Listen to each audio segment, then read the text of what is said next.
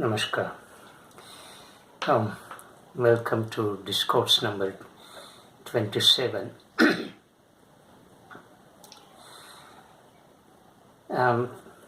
We began examining Avidya and its relationship with Maya. Both are connected with each other. It's difficult to separate one from the other.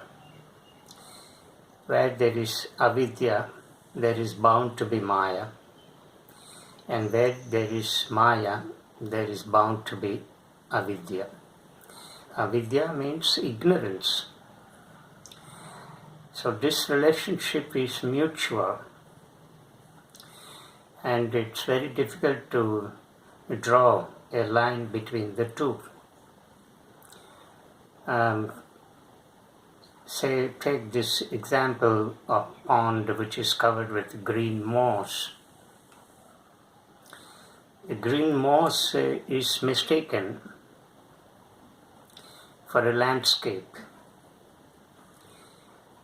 but we do not know that there is a water in that pond underneath this green moss. So our perception is wrong, and we do not see it clearly. So the green moss creates an illusion in us. The illusion is so powerful that we may not realize there is water beneath it. Once the green moss is removed, Maya goes off, and also Avidya. Both disappear. Our perception becomes clear, and we can see the water in it. So from this example, we understand that it's very difficult to separate Maya from Avidya, that is ignorance.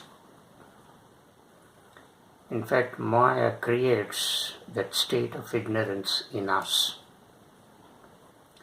It temporarily clouds our vision, our understanding of the world, our understanding of the nature of our being, our understanding of the nature of the whole existence and creation. So once this thin layer of Maya, which is so subtle, is removed or destroyed, then we can directly establish with the reality. On the others, we have also learned that changing is mistaken for something permanent. We have also learned that the whole creation is in perpetual movement, in an expansive state. And there is no end for this expansion. So the whole creation is in motion. It is in movement. There is nothing like static in the whole creation, because the principle of creation is its dynamism. The whole creation is dynamic, and the creation can be understood only in relation to its dynamic state, because creation can never be static, as we have just now learned that whole creation is in perpetual movement. So billions of stars are being created, billions of stars are dying, galaxies are expanding, and some galaxies are getting shrunk, and so on. So everything is happening in this expansion. And the change is so rapid that we cannot see this change, we cannot recognize this element of change in the whole creation.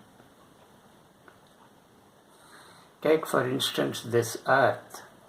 The earth is moving on its own axis, and at the same time it is revolving around the sun. But we don't feel that sensation of motion, correct? But the earth is moving.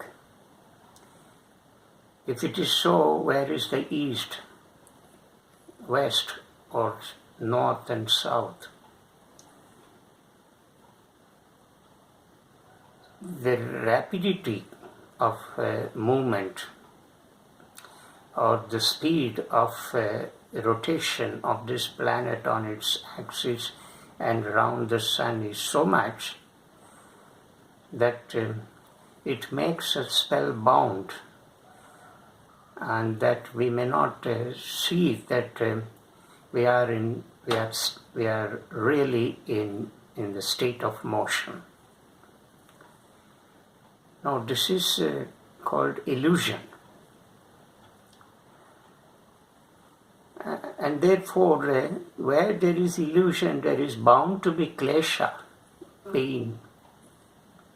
Because we take this changing phenomena for granted as permanent. Even take this organism that in our previous discourse we have learnt how this organism can be reduced to atoms and subatoms, and an atom is nothing but permutations and combinations of the negative and positive charged particles, namely protons and electrons. Protons constitute the core of the form. Electrons in varied number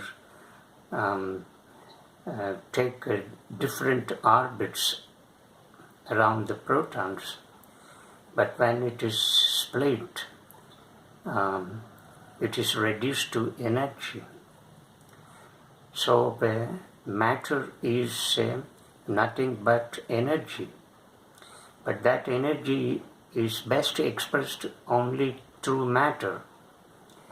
So matter is expressed in energy, or energy is expressed in matter, or matter disappears in energy and energy disappears in matter. It's very difficult to draw. So consciousness, energy, matter, mind, motion, these are all related.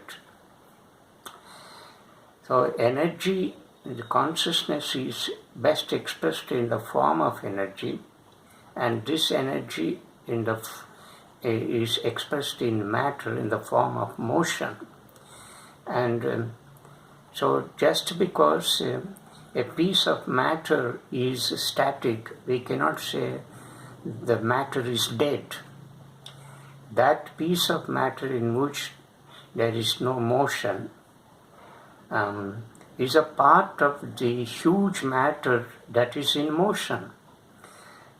Take for instance this earth. There are big boulders, rocks. The rocks seem to be static, and we think there is no life in the rock, in the boulder. So we declare that rock is dead, that boulder is dead. But then we seem to forget, or we tend to forget one fact, that this rock which seems to be dead just because there is no motion in it, is also part of this rotating planet. The earth is moving. So when you put any object in it, that also is moving. As for instance, take an artificial globe. When the artificial globe is rotated, you put some object in it, the object also rotates. Just because the object doesn't rotate on its own. It is activated by the rotation of the globe. So just because the object is not rotating, is not in motion, we cannot say the object in that artificial globe is dead. Same is the case. So nothing is static, nothing is dead. Everything is in motion. So energy expresses itself in and through matter. If it cannot express in a particular form of matter, it moves into another form of matter.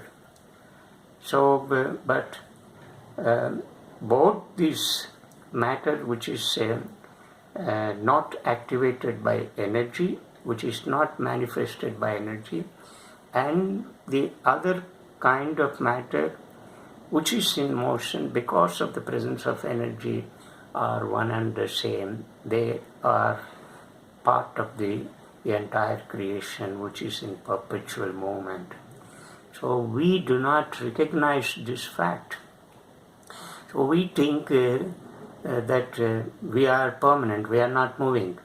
Just because I am sitting here doesn't mean I am static. But the atoms, within the atom, the electrons are moving with a great speed. So my whole body is in motion, and my thought is in motion, my thinking is in motion. So I cannot say that I am stationary just because I am sitting here and doing nothing. So that is the illusion that it creates.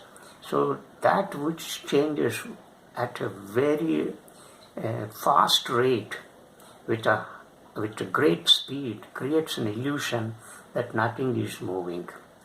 So this kind of illusion is very dangerous, and this illusion creates ignorance, right? Ignorance because we cannot see the fact behind it, the reality behind it, that everything is changing, but then we think nothing is happening, everything is static and so on. So that is false. So this kind of false illusion creates klesha in us.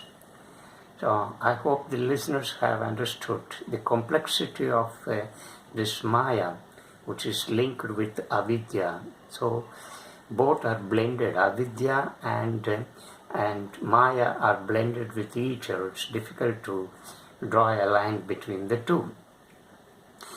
And now Patanjali also distinguishes 4 kinds of state in which klesha is present in the sutra number 4. Now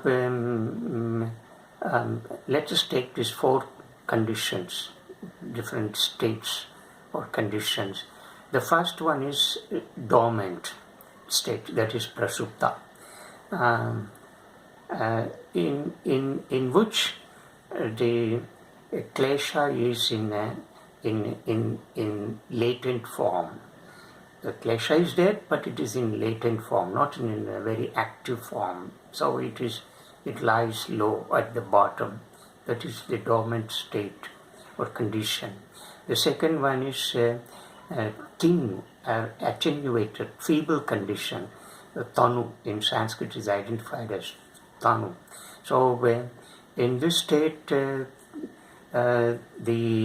degree of activeness of klesha is in a very feeble form. So this is the second state, and the third state is vichina, that is scattered state. Now here the klesha comes because of the opposite actions that we can see in the next discourse, how raga and dvesha come into conflict. So where there is raga, there is bound to be dvesha, and where there is dvesha, there is bound to be raga. So this kind of state, this is called scattered state. And the last one is udaranam, that is the state of expanded. So now here klesha is more explicit. It is very active. In this state, klesha is in the blooming state, in the perfect bloom state. So these are the four conditions or states in which klesha becomes active or not active. So dormant state, feeble state, and scattered state, and expanded state. Now in the most advanced yogis, the state of klesha is in the dormant state. It is in the latent form. Only in ordinary people like us, these other three conditions of klesha are present. And the expanded state in which klesha is very active is seen in all of us. So Patanjali identifies these four conditions in which klesha is present or not present, or klesha is in active state or in dormant state, and so on.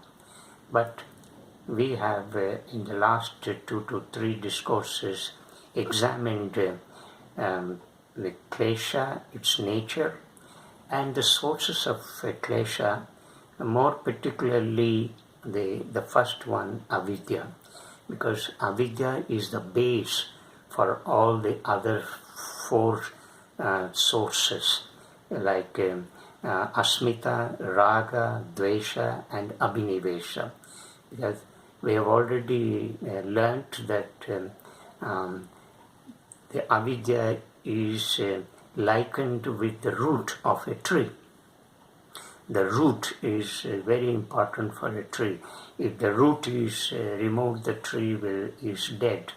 So also avidya is like the root of a tree on which the other 4 sources stand.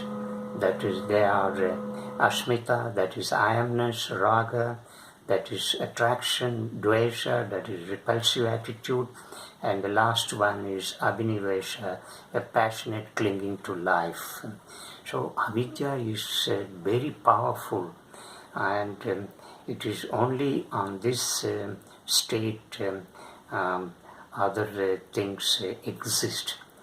And once this avidya, that is the state of ignorance, is removed, then we will have a clarity in our thinking, clarity in our living, and clarity in perception, and so on. Then our life will become peaceful.